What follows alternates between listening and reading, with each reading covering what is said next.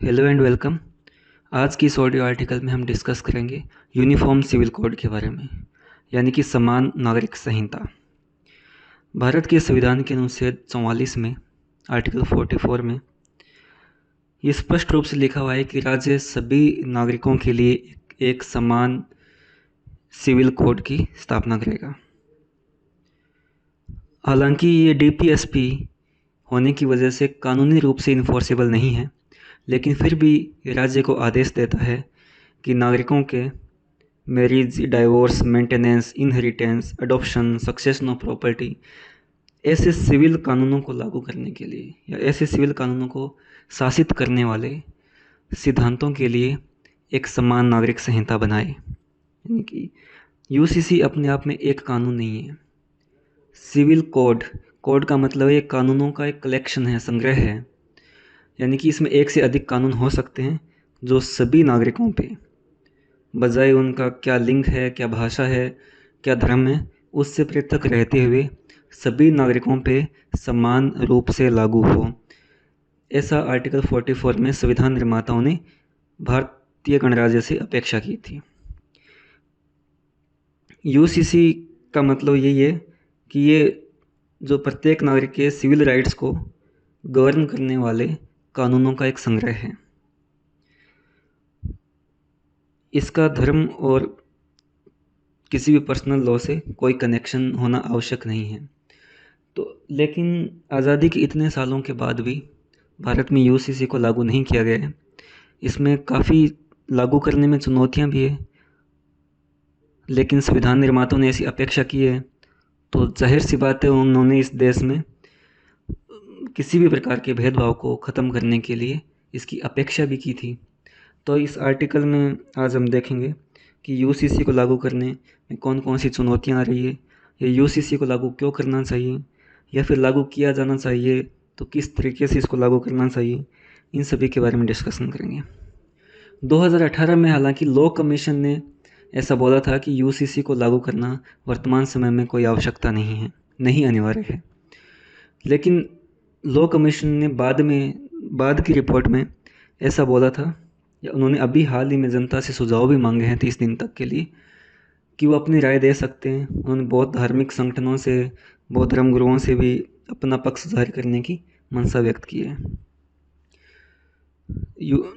Law commission का कहना है कि एक ऐसा सिविल कोड बने जिसमें धर्म और लिंग के हिसाब से कोई भेदभाव न हो, विशेष करके इन कानूनों को लागू करने से संबंधित।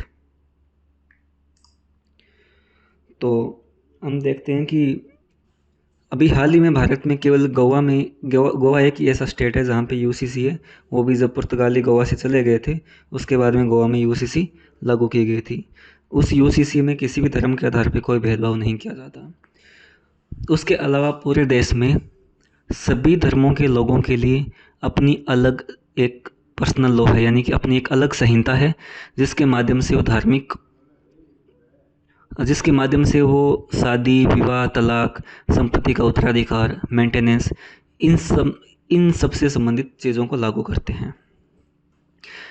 हालांकि हिंदुओं के लिए जो पर्सनल लॉ है उसको कोडिफाई किया गया है हिंदू कोड्स में, लेकिन मुसलमानों के लिए अपना अलग से शरिया कानून है। ऐसे ही भारत के सभी धर्मों के अपने अलग अलग पर्सनल लॉज है जिसके हिसाब से वो अपने सोसाइटी को, समाज को गवर्न करते हैं।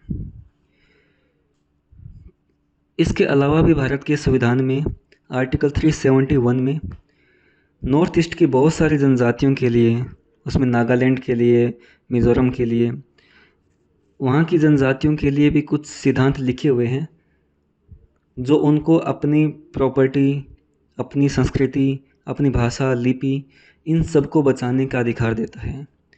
यानी कि इन सब से संबंधित कोई भी कानून भारत का या वहाँ की स्टेट गवर्नमेंट का तब तक लागू नहीं होगा जब तक वहाँ की जो जनजाति परिषदें हैं वो इसको स्वीकार न कर लें।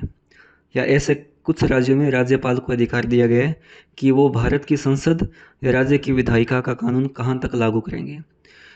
तो हमारे देश में इतनी ज़्यादा विविधता है कि यहाँ पे केवल धर्म के आधार पर पर्सनल लॉ नहीं बने हुए हैं। कुछ जनजातियाँ जो किसी भी धर्म को नहीं मानती है या फिर उनका अपना अलग ही धर्म है, उनके भी अपनी भाषा, लिपि व संस्कृति को बचाने के लिए काफ़ी कानून बनाए हुए हैं और खुद संविधान में आर्टिकल 371 में उनके बारे में लिखा हुआ है। तो हम देखते हैं कि यूसीसी को लागू करने की आवश्यकता क्यों है। पहला, संविधान निर्माताओं ने भारतीय गणराज्य से ऐसी अपेक्षा की थी आर्टिकल 44 के थ्रू कि वो एक समान नागरिक संहिता बनाएंगे ताकि जेंडर और धर्म के आधार पर कोई भेदभाव ना हो, सभी नागरिकों को समान अधिकार मिले, जैसा कि अनुच्छेद 14 में साफ साफ लिखा हुआ है। दूसरी वजह, हमने देखा आज़ादी के 70 सालों के बाद भी कुछ धर्मों में और मोस्टली सभी धर्मों में जो बड़े धार्मिक समुदाय हैं उनमें हिंदू और मुस्लिम कहीं ना कहीं महिलाओं के साथ भेदभाव किया जाता रहा है। संपत्ति के अधिकार में हो या मेंटेनेंस के अधिकार में हो, दोनों में ही काफ़ी भेदभाव किया जाता है। जैसे कि सुप्रीम कोर्ट ने भी बोला था, शाहबानो केस और सरला मुदगल केस दोनों में सेंट्रल गवर्नमेंट से उन्होंने बोला था कि वो यूसीसी को लागू करने पे विचार करें, क्योंकि इतने सालों बाद अगर देश की 50% जनता जो महिलाएं हैं उनको अपने अधिकारों के लिए लड़ना पड़ता है तो कहीं ना कहीं यूसीसी अपने आप में एक नेसेसिटी बन जाती है। तो दूसरी वजह ये थी। तीसरी वजह यह है कि इस देश में जहाँ पे क्रिमिनल कोड सीआरपीसी को कोडिफाई किया गया, क्रिमिनल प्रोसीजर कोड, जो सिविल कोड है उनको अच्छे से कोडिफाई नहीं किया, वो बहुत पुरानी भी है। तो टाइम के साथ 21वीं शताब्दी में इंटरनेशनल मोरालिटी और कॉन्स्टिट्यूशनल मोरालिटी की हम बातें करते हैं, वहाँ पे एक जस्ट सोसाइटी भी होनी चाहिए। और जस्ट सोसाइटी वो होती है जिसमें सोसाइटी के सभी व्यक्तियों को समान अधिकार मिले। लेकिन इसमें चुनौतियाँ ज़्यादा हैं, और चुनौतियाँ कौन कौन सी है उसके बारे में हम देखते हैं। पहला, हमारे देश का आकार बहुत बड़ा है, यहाँ पे सभी भाषा, धर्म, जाति के लोग रहते हैं। इतने बड़ी विविधता वाले देश में एक समान संहिता थोप देना कहीं न कहीं व्यक्तियों के मूल अधिकारों का हनन होता है। और खुद संविधान के अनुच्छेद 25 में लिखा हुआ है कि धर्म को, यानी कि अंतःकरण के अनुसार अपने धर्म को मानना, उसका प्रचार करना, उसका प्रसार करना लिखा हुआ है। तो जो व्यक्ति यूसीसी के खिलाफ है वो आर्टिकल 25 का हवाला देते हैं। उनका कहना है कि हमें अपने धर्म की स्वतंत्रता का अधिकार है, हम अपने रिलीजन को कैसे प्रसार करते हैं, कैसे उसको फॉलो करते हैं, वो हमारे अंतःकरण पे यानी कंसाइज पे डिपेंड करता है। कोई भी एक्ट हमें बाध्य नहीं कर सकता। आर्टिकल 29 में भी लिखा हुआ है कि नागरिकों के एक अनुभाग को अपनी भाषा, संस्कृति व लिपि को बनाए रखने का अधिकार है, और वो इन धार्मिक चीज़ों को अपनी संस्कृति से जोड़ के देखते हैं। हमने देखा था कि कैसे शाहबानो केस के बाद में सेंट्रल गवर्नमेंट ने सुप्रीम कोर्ट के वर्डिक्ट को बदलने के लिए एक एक्ट में संशोधन किया था, जहाँ पे मुस्लिम महिलाओं को मेंटेनेंस का राइट नहीं दिया गया था। लेकिन अभी थोड़े टाइम पहले 3 तलाक, जिसको तलाक ए बिद्दत भी कहते हैं, उसको सेंट्रल गवर्नमेंट ने सुप्रीम कोर्ट के कहने पे उसको इलीगल घोषित किया था कि अवैध है ये, क्योंकि उसने कहीं न कहीं मुस्लिम महिलाओं के व्यक्तिगत अधिकारों का हनन शामिल था। तो चुनौतियाँ भी इसमें काफ़ी है और इसकी आवश्यकता भी है। तो इसका वे फॉरवर्ड क्या हो सकता है, जैसा कि विधि आयोग ने भी अभी रिकमेंडेशन मांगी है सभी से, और सभी के क्या सुझाव आते हैं उसके हिसाब से आगे डिसीजन लिया जाएगा। पहला आगे वे फॉरवर्ड तो ये हो सकता है कि हम सभी धर्मों की अच्छी अच्छी बातें निकाल के, भारत के सभी धर्मों में कुछ न कुछ बहुत शानदार बातें हैं जो टाइम के साथ फिट भी बैठती है, कुछ ऐसी बातें हैं जो टाइम के साथ उतनी वैध नहीं रह गई है, उनको हटा दें, और जो अच्छी आदतें, अच्छी बातें हैं सभी धर्मों के लेके एक सिंपल कानून बना दिया जाए जो सभी धर्मों पे लागू हो। दूसरा ये हो सकता है कि खुद धर्मों के अगर धर्मगुरु अपनी तरफ से स्टार्ट करेंगे, यानी उनसे खुद को बोलो कि आप अपने धर्म में क्या रिफॉर्म चाहते हो, और सभी फिर आपस में बैठ के एक मंत्रणा करें और उसके हिसाब से गवर्नमेंट को एक प्रपोजल दे और फिर उस पर आगे डिस्कशन स्टार्ट हो। तो ये मेन वजह तो मतलब इतने बड़े देश में एक यूनिफॉर्म कोड लाने के लिए आपसी सहमति की तो आवश्यकता होगी, हम किसी एक समुदाय को निगलेक्ट नहीं कर सकते। तीसरा, जो पर्सनल लॉ है हमारे देश के संविधान में कॉन्करेंट लिस्ट में लिखे हुए हैं, जो 7th शेड्यूल है उसमें कॉन्करेंट लिस्ट में आता है, यानी कि पर्सनल लॉ पे सेंटर और स्टेट दोनों कानून बना सकती है। यानी कहीं ना कहीं संविधान निर्माताओं ने देश की विविधता का ध्यान रखा था कि केवल एक कानून आवश्यक नहीं होना चाहिए, स्टेट को भी इतनी छूट मिलनी चाहिए कि वो अपनी लोकल परिस्थितियों के अनुसार उसमें चेंज कर सके। इसलिए उसको कॉन्करेंट लिस्ट में लिखा गया है पर्सनल लॉज को।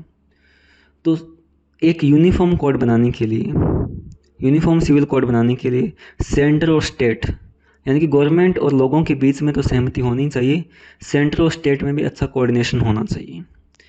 और जब इन दोनों में कोऑर्डिनेशन होगा तो शायद उस पर्सनल लॉ में कौन कौन सी बातें अच्छी रखी जानी चाहिए, नहीं रखी जानी चाहिए, कितने एक्ट बनेंगे, या सभी धर्मों के एक जैसे एक्ट बनेंगे या सभी धर्मों के अलग अलग एक्ट बनाने, उस पर विचार किया जा सकता है।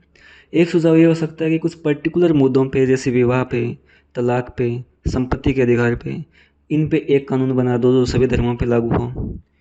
कुछ और आदतें जो, या कुछ और धर्म के पार्ट है या कल्चर के पार्ट है या जनजातियों के अपनी संस्कृति के अधिकार हैं, उनके लिए अलग अलग कोड एक्ट बना दो और फिर सब इनको एक ही कोड में शामिल कर लो। जैसे इंसॉल्वेंसी एंड बैंक्रप्सी कोड बनाया हमने, उसमें बहुत सारे एक्ट शामिल हो गए।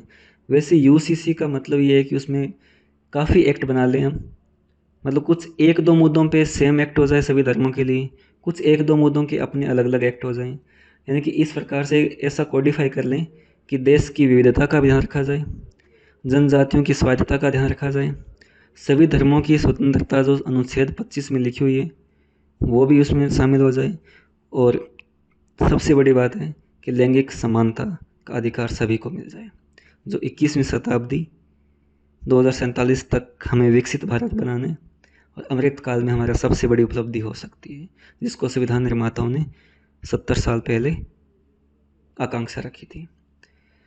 तो यूसीसी का कोई भी क्वेश्चन आता है एग्ज़ाम में, 200-250 वर्ड हमने देख लिए। स्टार्ट इसको संविधान के आर्टिकल से करना है। सुप्रीम कोर्ट के 2-3 जजमेंट है, शाहबानो केस और सरला मुदगल केस, उनका उल्लेख करना है। उसके अलावा आर्टिकल 44 तो डायरेक्टली यूसीसी से लिंक है। उसके अलावा आर्टिकल 25, 29 और 7th शेड्यूल का कॉन्करेंट लिस्ट में पर्सनल लॉ का होना। गोवा अकेला स्टेट है जहाँ पे यूसीसी भी है। और लॉ कमीशन की एक दो रिपोर्ट के पॉइंट, जहाँ 2018 में उन्होंने अपोज किया था यूसीसी के लिए, लेकिन हाल ही में उन्होंने यूसीसी के लिए समर्थन भी दिया है। लोगों से सुझाव मांगे, पब्लिक से सुझाव मांगे, धर्म गुरुओं से सुझाव मांगे हैं। तो ये सारे पॉइंट अगर हम उसमें ऐड कर देंगे तो फाइनली हमारा कंक्लूजन अच्छा आएगा। और कंक्लूजन को प्रेजेंट टाइम की क्या नीड है, एक जस्ट एंड ह्यूमन सोसाइटी जिसमें जेंडर इक्वलिटी हो, सभी को समानता हो और अमृतकाल का हमारा उद्देश्य पूरा हो, ऐसे करके हमें कंक्लूड करना है। तो थैंक यू।